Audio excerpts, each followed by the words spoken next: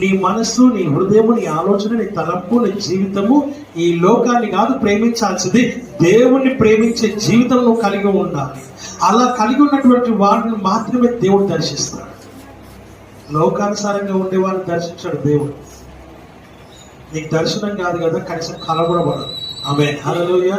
కల కాదు కదా, కనీసం నీకు ఏది కూడా నీకు వినపడదు. ఆమేన్, హల్లెలూయా. వాక్యం చదివిస్తున్న మాట మనం చూస్తున్నాం ప్రేమ దేవుడు. అందుకనే అలాగా ఆత్మీయ జీవితం కలిగినటువంటి వాడు దేవుణ్ణి చూడగలుగుతాడు. నువ్వు దేవుణ్ణి చూస్తున్నావా లేవా అనేదే ముఖ్యం.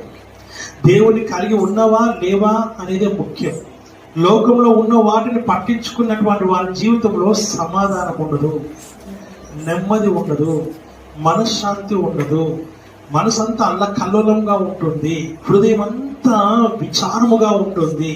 నీకు సమాధానం, నెమ్మది, మనశ్శాంతి లేని జీవితం నువ్వు జీవిస్తావు. అది నీకు అవసరమా?